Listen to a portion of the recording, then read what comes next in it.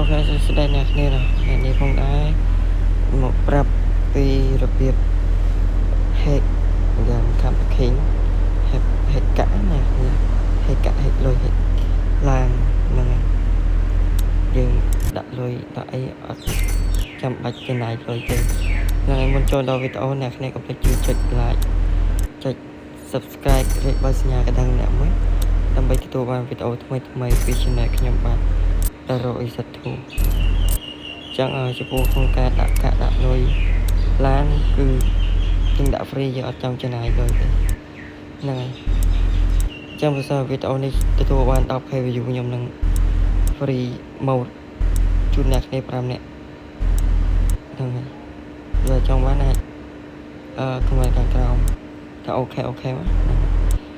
នឹង random យកចំនួន5នាក់ហើយចំពោះអ្នកដែលចង់ទិញ mode យកទៅប្រើភ្លាមហ្នឹងហើយតម្លៃធម្មតា$10ទេអ្នកគ្នាអាចយកបានហើយចំពោះ mode នេះរយៈពេល1ឆ្នាំអ្នកគ្នាហ្នឹងហើយតម្លៃក្នុង$10ទៅ$12ទេរយៈពេល1ឆ្នាំអ្នកគ្នាអាចយកទៅប្រើយកទៅធ្វើឲ្យបានច្រើនទៀតហ្នឹងហើយមួយជាក់ស្ដែងទាំងខ្លះមានចំណាយលុយទេ unlock ម៉ាស៊ីន unlock ផ្សែង unlock នេះអានេះផ្សែង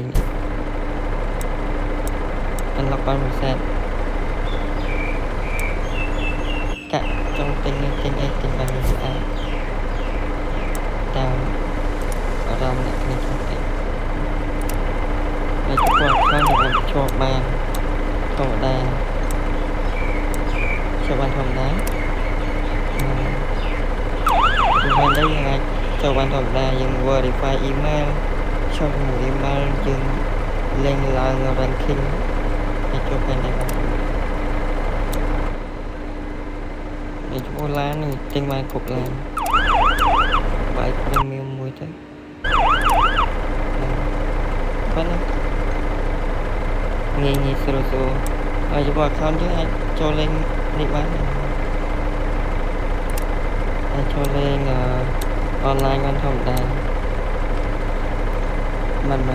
យើង hack ហើយយើងលេង offline គឺ online មើលជំនួស online 39នាក់ហើយបើតែអ្នកចង់បានអាចតាក់ទងខ្ញុំបានឬក៏វីដេអូនេះបាន10k view